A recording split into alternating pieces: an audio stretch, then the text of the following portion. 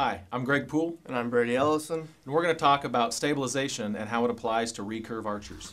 When we're talking about stabilization and recurve archers, the physics and the principles are the same as what a compound archer would have to deal with, but the practical application is different because of the way the bows load up, because of the holding weight, and how the recurve archer executes their shots compared to a compound archer. Most recurve archers that I've seen, especially since starting to work with Coach Lee and Brady Ellison and the people at the Olympic training facility, is that in the past a front end resistance load was the common set, meaning that the center of gravity is out from the front of the bow with an extension. They have weight on the end of the front bar, and the bow wants to inherently fall out the bottom or pull you out the bottom automatically. So the recurve archer is having to resist that downward force until the shot goes off. Obviously, this has some inherent issues as far as stabilization.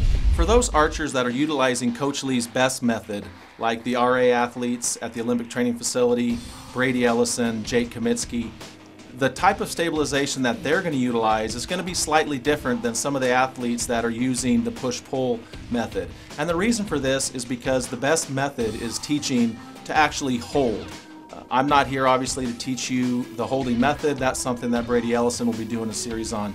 I'm here to help utilize the stabilization, whether you're using the push-pull method or the holding method, and I'm going to go into the difference between the two and how stabilization helps. For those archers that are utilizing the push-pull method, the front-end resistance load is a little bit more important for their shot sequence than those using Coach Lee's best method. And the reason for this is that they truly never stop their expansion or their form throughout the shot. So when they come down, they actually need a little bit more of a front load on the bow to help keep them steady as they expand through the shot and also release. The archers that are utilizing Coach Lee's method, like Brady, being able to have the bow hold better throughout their shot sequence because they're actually coming to a stop and trying to hold the pin in the middle without continuing their expansion until they're ready. For them, holding the bow steadier in the middle and not having the bow do the cartwheel or the extreme fall forward because the center of gravity is out in front really allows them to have a lot more control as far as executing the shot, holding the bow steady, and also on their follow-through. When you're utilizing the best method with the proper stabilization, like some of the techniques that we've been teaching Brady Ellison and some of the other folks, the bow is going to react differently on the shot. Now, what does this mean for accuracy, for forgiveness? There's a lot of slow motion video out there of Brady Ellison shooting in one of the most recent tournaments. Watching this video, you can actually see his bow as it delivers the arrow forward, and then the bow starts to rock. His competitor at the time that he was shooting against is shooting a more traditional resistance load on the front. In the slow motion video, you can see that as his bow actually delivers the arrow, it's starting to also fall forward. So if you think about it, if your bow can deliver the arrow on a straight plane forward and back, as opposed to starting to fall forward as the arrow is leaving the bow, that's going to be more forgiving.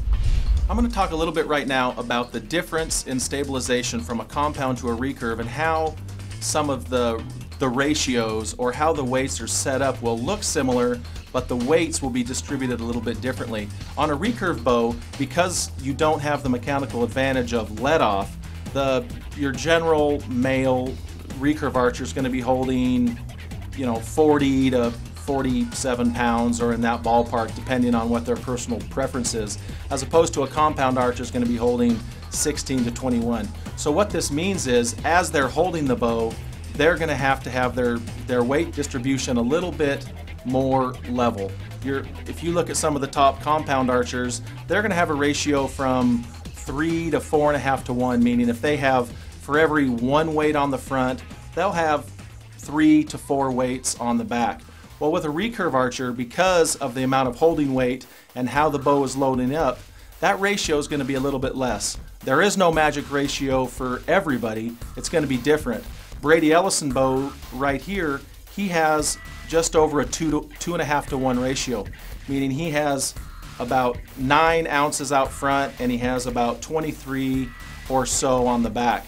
Now that is going to be changed for personal preference, of course, but if you look at a top compound archer like Jesse Broadwater or Chance Bobeth, they're going to have much more weight in back than they do in front ratio-wise.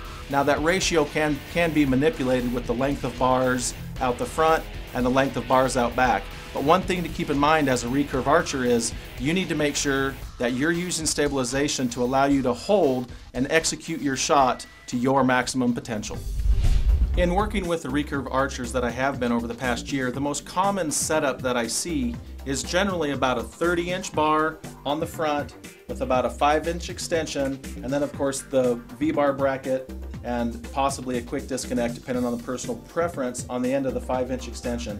About a 10-inch V-bar is going to be about the normal that I'll see. Some people will run 12s, some people will run 8s, but 10's about the most common.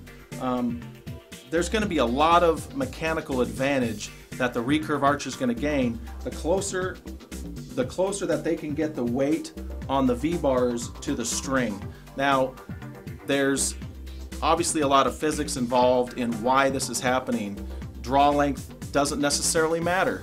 What we're trying to do at brace height is just get this weight as close to the string as possible. Now, if you have a 5-inch extension with a 10-inch V-bar, your weights are barely going to be behind your hand. So by going to the longer V-bars, that was some of the very first improvements that we were able to notice. And I was able to transition from the compound side to the recurve side in working with Brady that, in fact, the closer we got these weights to where the string was, the more advantages that they saw. You can see here with Brady's bow, not only is his bracket on the riser, but he's also shooting 16-inch V-bars. So what that's done is that's actually got his weights about 3-4 inches behind his string. Now, Brady obviously is an exceptional shot, but he's seen improvements with getting this weight back behind the string.